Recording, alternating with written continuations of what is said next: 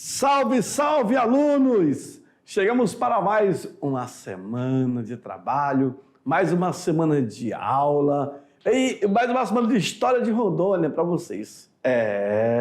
Eu sempre falo, passa muito rápido, né? Quando o assunto ele é gostoso, ele prende o aluno, e ainda mais vocês, que estão aí no último ano do ensino médio, terceiro ano, é o último ano que nós teremos história de Rondônia na nossa grade, e depois, somente no primeiro ano. Então, nós já saímos aí de uma temporada que foi história no primeiro ano, história no segundo, história no terceiro, e para finalizar esse ano de 2023, história no terceiro ano, que é o último período que vai ter, né? E depois só no primeiro ano.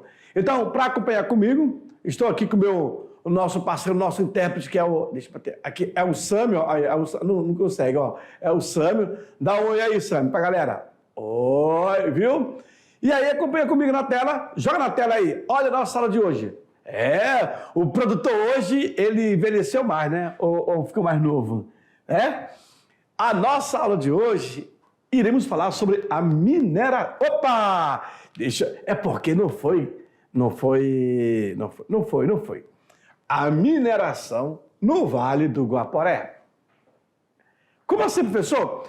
Nessa aula, aluno, nós vamos ter um vídeo também que vai explicar bacana como que surgiu, como que eles encontraram o ouro nessa região, tá bom? Então é a aula 4.1, acompanha comigo. Nessa aula, irei falar sobre o arraial de Pouso Alegre, aquela região ali que vai ser criado a Cuiabá, né?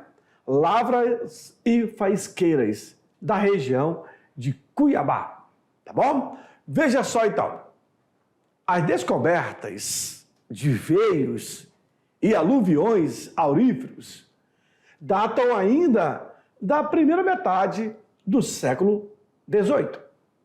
Datam ainda da primeira metade. Cabendo aos irmãos Arthur e Paz de Barros, dois sertanistas sorocabanos, lá de Sorocaba, interior de São Paulo, foram eles que descobriram os primeiros veios e aluviões nessa região. Olha o ano, em 1734. Especificamente nos locais chamados de Arraiais de Santana e o Arraial de São Francisco Xavier. Lembre-se bem desses dois nomes, Fernando e Arthur. Fernando Paz de Barro e Arthur Paz de Barro. Dois irmãos. Sertanistas, expedicionário, bandeirantes da região de São Paulo. A turma de São Paulo, a capitania de São Paulo, acabavam vindo para cá em busca de metais, de riquezas, para poder fazer comércio. Essa imagem que vocês estão vendo é um garimpeiro explorando aí, encontrando o ouro nas areias. Quando ele está executando aí a bateia, o ouro, por ser um metal pesado, ele vai ficar concentrado aqui no fundo, tá certo? Então ele tem todo um gingado, como é que você faz o manejo desse produto. Então você vai girando e a areia ela vai saindo e o metal que é pesado, ele vai se concentrando bem no meio. Tá bom? Aí depois fica aquele esfagulho, pega esse açougue, junta tudo e começa a queimar. Aí fica a pepita. Fechou? Olha aí, nessas imagens, naquela região de Cochipó-Mirim, ali Cuiabá, começam assim as expedições. Homens, claro, aqui eles estão vendo o local por onde estão indo. As expedições acabavam contando também com a mão de obra dos nativos, porque o índio, ele conhecia a região, bicho do mato, sabia os detalhes de como se comportar na floresta. Na verdade, os índios eram os guias dos bandeirantes. Indo aí na região, inclusive fazendo experimento de locais onde poderia haver possíveis achados de ouro. Olha aí novamente a matéria que ela trabalhando. A produção das lavras e faisqueiras da região de Cuiabá já estava em decadência, o que motivou a formação de entradas e bandeiras sertanistas pelos campos de Mato Grosso. Devido às densas florestas, onde ocorrem os rios Jauru e Guaporé, cujas terras se abrigavam os índios parecis. Faça um exame de reflexão, aluno, para você ter uma ideia como era aquela região do Mato Grosso e Guaporé.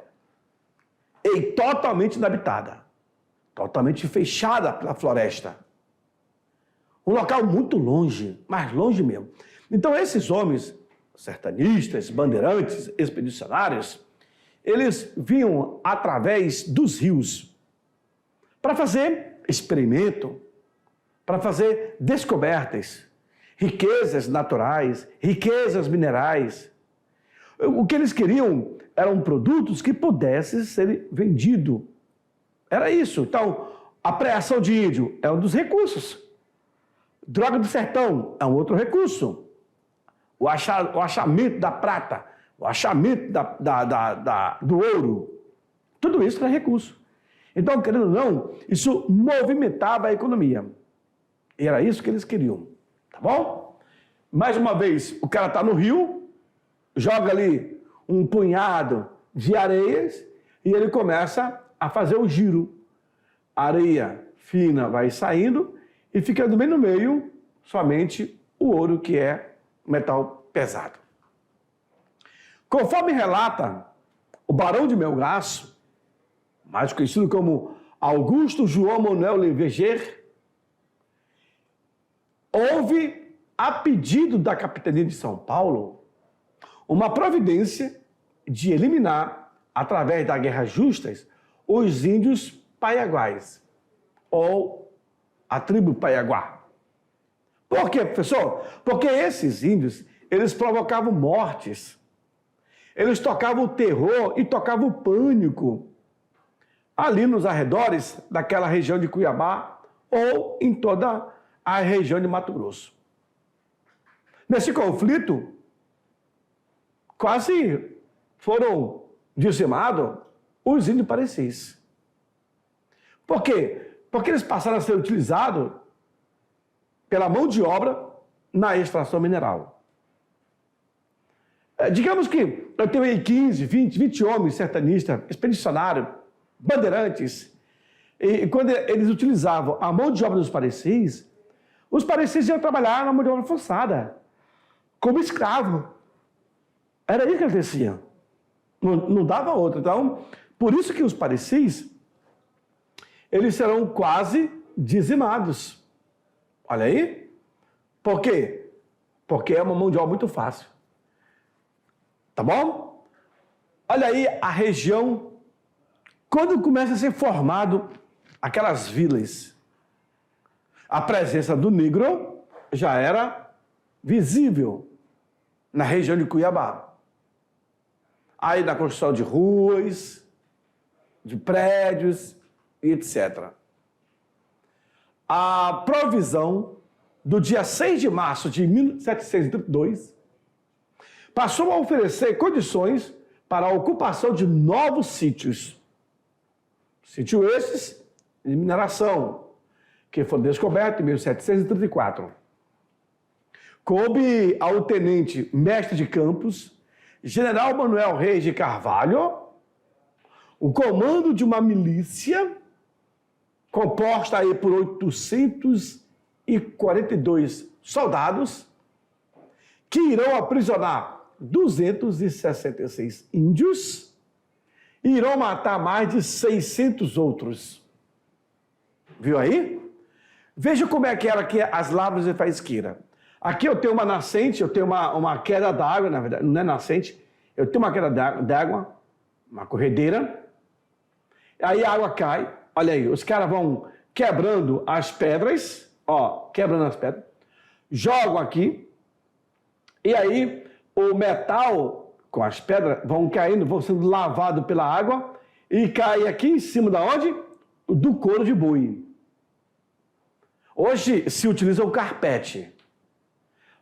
O ouro, então, o metal pesado, fica no couro de boi, depois eles vão trazer o couro de boi para cá, e olha só, eles começam a bater o couro para poder desprender o metal que está entre ali o pelo do boi.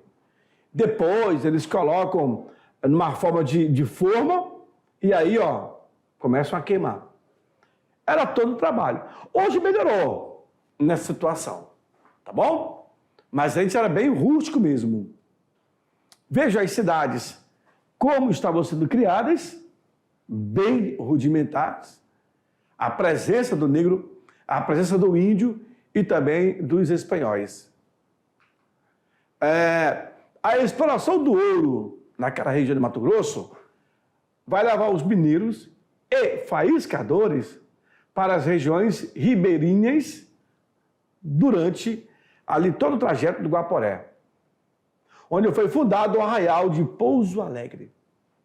Saindo, então, ali de São Paulo, Minas Gerais, os caras vão adentrar a fronteira, vão repassar a fronteira, vão desobedecer o Tratado de Madrid, que é de 1492, 94, e logo vai ser dada a criação de outro tratado, que é o Tratado de Madrid, tá bom?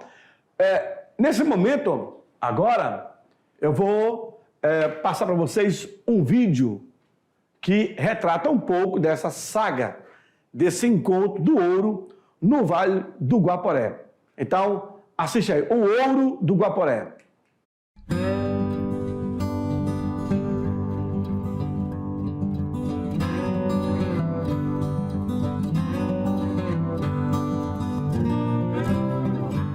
Em 1718, Pascoal Moreira Cabral encontrou o ouro no rio Coxipó-Mirim. E o rio Coxipó-Mirim é afluente do rio Cuiabá.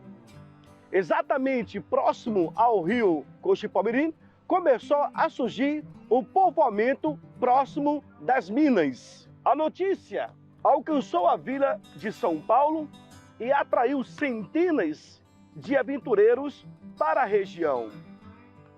O caminho entre São Paulo e Cuiabá era longo e perigoso. Os ataques indígenas, fome, doenças, vitimaram um grande número de pessoas. Em 1722, foi descoberta as lavras do Sutil, aumentando ainda mais a migração para Cuiabá. E já no ano de 1727, o Arraial de Mineradores foi elevado à condição de vila, com o nome de Vila Real do Nosso Senhor do Bom Jesus de Cuiabá. E foi exatamente no ano de 1736 que os irmãos Sorocabano, Fernando e Arthur Paz de Barro, descobrem o ouro no Mato Grosso, nas margens do rio Guaporé, surgindo assim as primeiras povoações de Santana e São Francisco Xavier. Portugal, no ano de 1733 a 37, através das cartas régias, vai proibir a navegação pelos rios Guaporé e Madeira, evitando assim o contrabando na sua fronteira.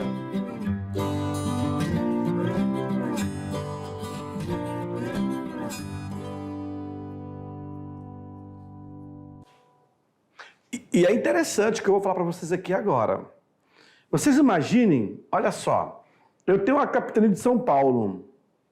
O cara descia pelos rios Tietê. O rio Tietê vai jogar o cara lá no rio Paranaguá. O cara navega pelo rio Paranaguá, o rio vai jogar ele lá no rio Paraguai. O cara navega pelo Rio Paraguai, que vai jogar ele lá no Rio Guaporé.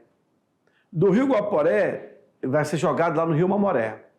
Do Rio Mamoré, joga no Rio Madeira. Do Madeira, Rio Amazonas, vai para o Solimões, vai para o Tapajós, Marajós, enfim. Na verdade, naquela época, os rios eram as estradas por onde os bandeirantes passavam.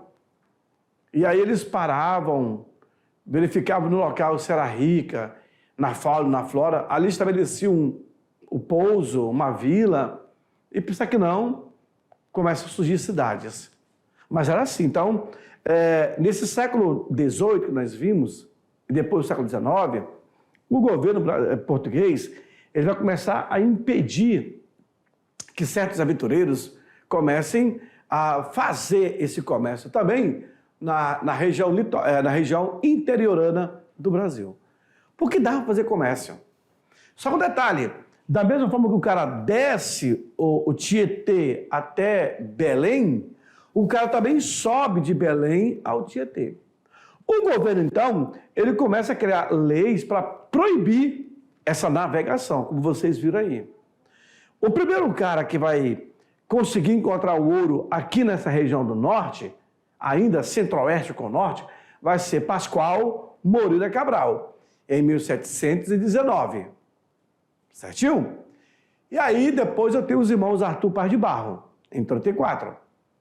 Pensar que não, a região do Guaporé começa a ser desbravada, começa a ser explorada.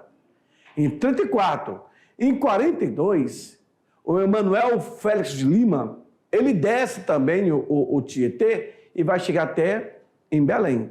Quando ele chega em Belém, ele vai ser preso. Por quê? Ele vai desobedecer a Carta Régio, que proibia a navegação pelos rios.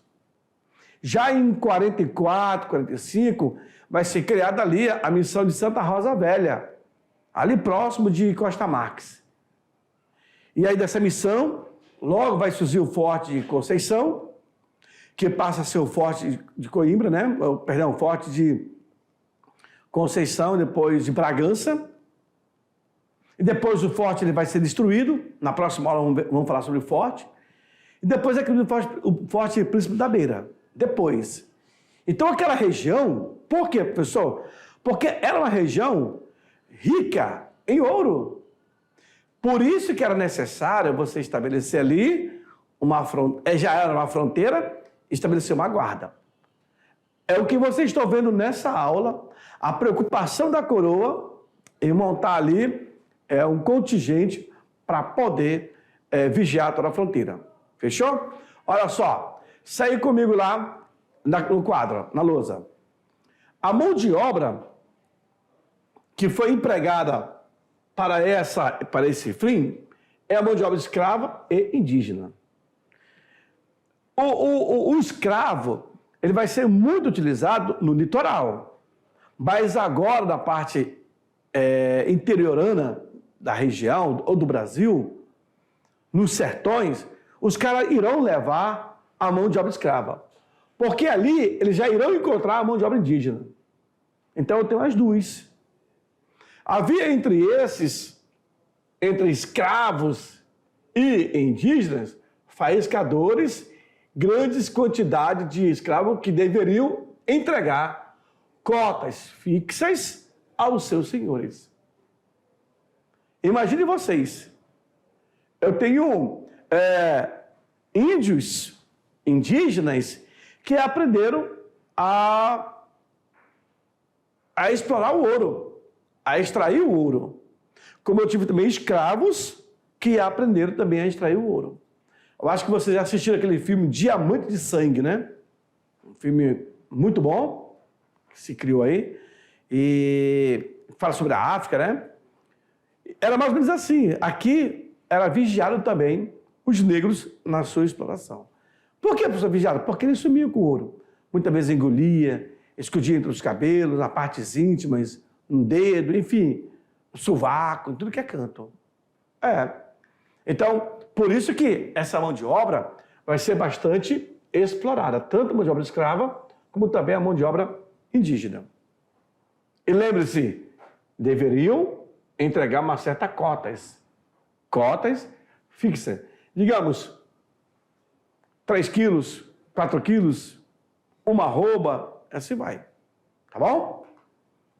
Os recursos técnicos utilizados nas empreitadas mineradoras eram extremamente rudimentares, sendo aí utilizadas a alavanca, o almocafre, a marreta, o carombé e a bateia. Produtor, me coloca nessa foto aqui que eu vou explicar para os alunos essa imagem aí, ó. Olha que interessante, eu vou para cá, para não ficar na frente do Sâmio.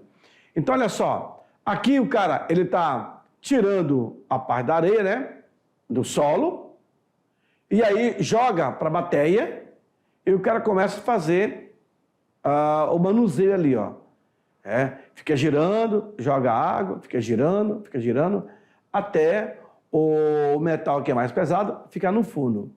Mas olha aqui, olha essa figura aqui. Essa figura é o sertanejo ali, né? O bandeirante, de olho no trabalho que está sendo feito. Então, era os experimentos. Teve um fato interessante. O Pascoal Moreira Cabral, em 1719, eles estavam vindo atrás de tribo indígena, que eram os Guaicurus. Guaicurus era uma tribo muito feroz, que vai impedir o avanço dos portugueses, né? Os Guaicurus. E aí, aonde o Pascoal Moreira Cabral, junto com essa equipe, eles iam atrás de índio para poder prender e trazer e vendê-lo. Era essa. Mas aonde eles iam, aí eles montavam acampamento, ali eles faziam o experimento, ia lá no rio, bateava e encontrava ouro. Ouro! Peraí, ninguém veio atrás do ouro. Nós vimos atrás do índio. Levantava o acampamento e ia embora. Lá na frente, montava o acampamento, novamente, fazia o experimento, ouro! Ninguém veio atrás do ouro. Foram atrás dos índios, vão atrás dos Guaicurus.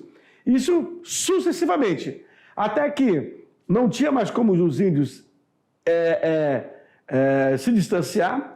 Esses Guaicurus, eles vão reagir ao avanço do Pascoal Moreira Cabral e essa equipe, e aí trava um conflito entre eles. Pascoal e a sua equipe perdem esse conflito. E ao voltar com as mãos abanando, eles resolvem aonde pararam, encontraram o ouro, agora vou explorar o ouro. Ou seja, não voltamos com o índio, mas voltamos com o minério mais valioso, que era o ouro. E assim, em cada canto aonde eles fizeram o experimento, se criou ali um pouso, uma vila, e depois uma cidade. Fechou? No quadro, acompanha comigo, vamos lá. Aí, olha só o que eu tenho. Rápido esgotamento das faisqueiras era remediado pelo sucessivo achado de outras tantas durante o século XVIII. E sem contar que aqui eu falo, olha só o material totalmente ultrapassado. E aí tu fala assim, professor, então devemos ter muito ouro ainda no Brasil? Sim. Porque a forma como foi explorada não foi o suficiente para poder encontrar todo o ouro. E ele acaba se movimentando, né? E aí, assim que há o esgotamento, não tem mais ouro. Logo tem um outro achado. É incrível, né? Um aqui, 2 ali. Só que esse detalhe, há um impacto ambiental muito grande. Veja aqui, eu tenho uma figura do bandeirante. E aqui do lado, eu tenho uma figura do indígena. E aqui até simbolizando o ouro, né? Que eles encontraram. As pepitas. Assim vai. Ou possivelmente também alimentos que os caras estão ali. Mas os caras, eles eram feras, né? A produção do ouro foi desta forma a força que impulsionou a vida colonial no Vale do Guaporé. vem para mim e eu te digo o seguinte, aluno.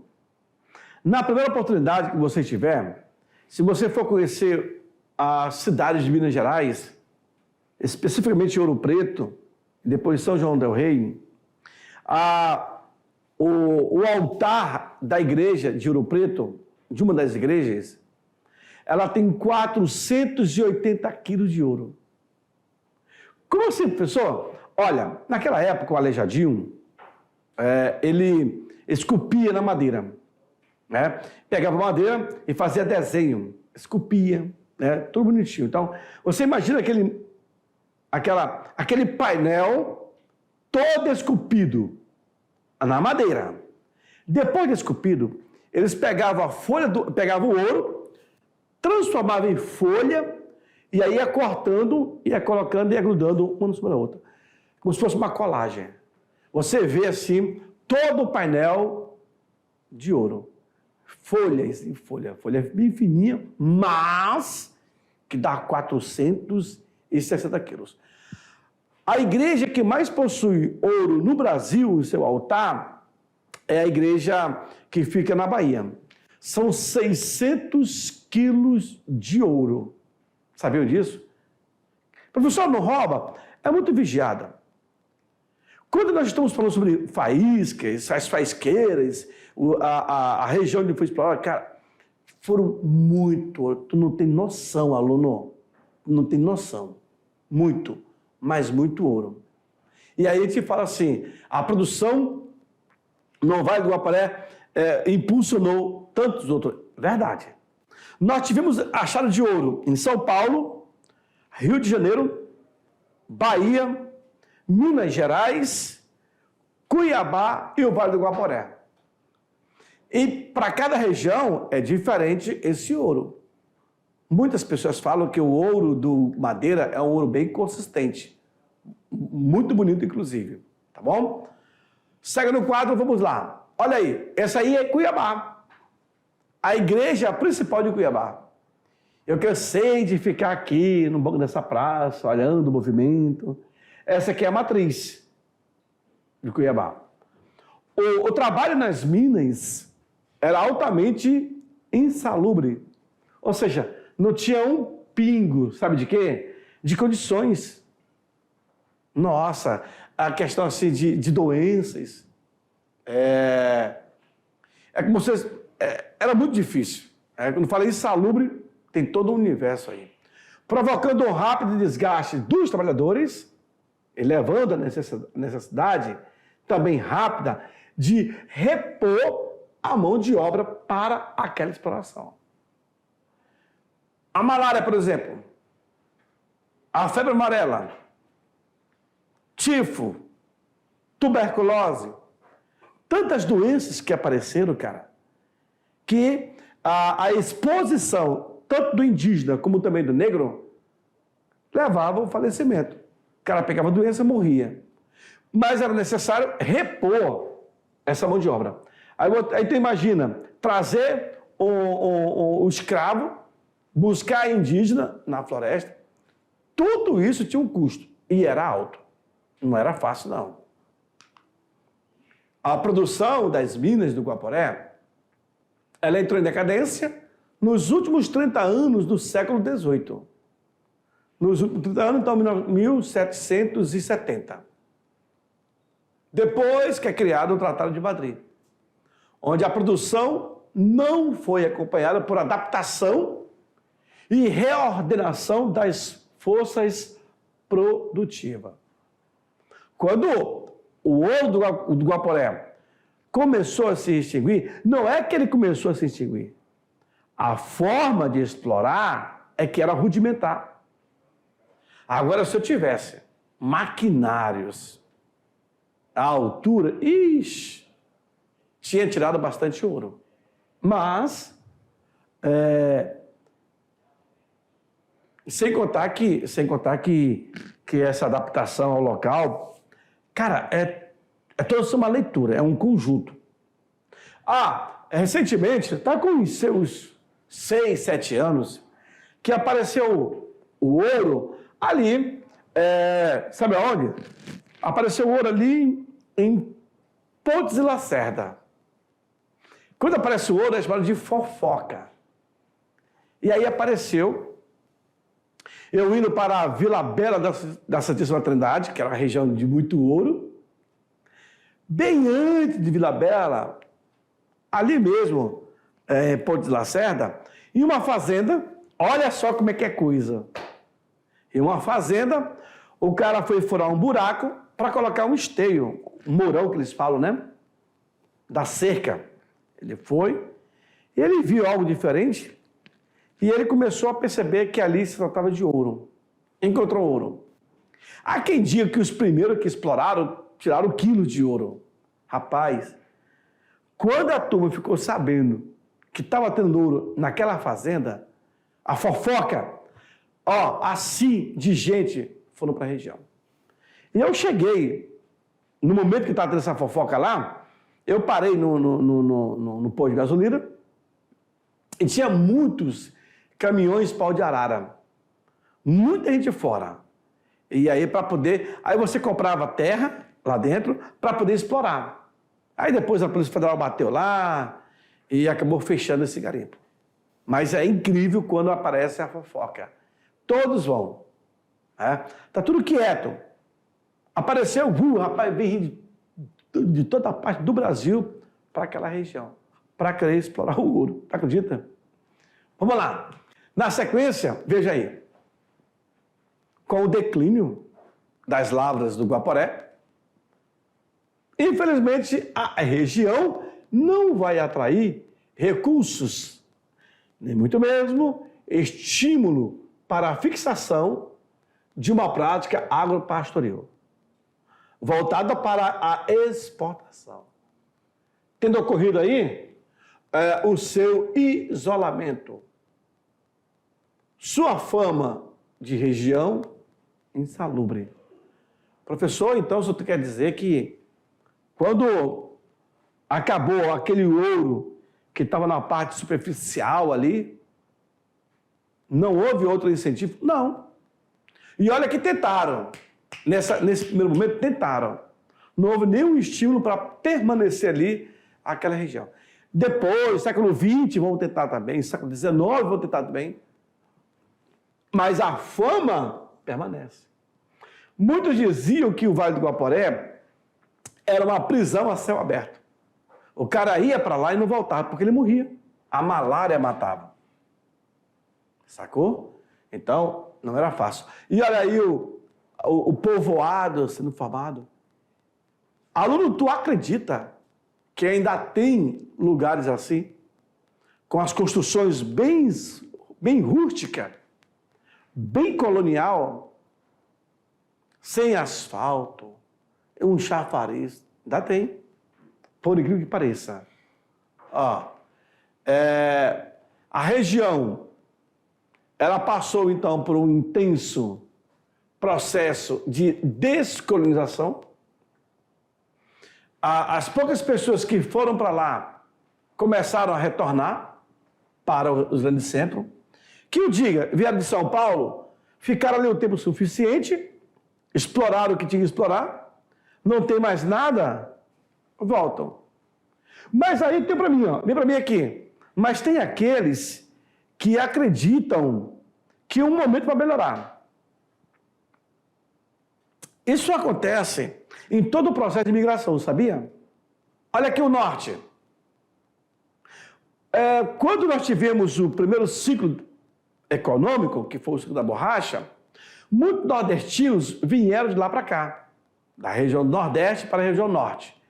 E aqui trabalharam, constituíram família.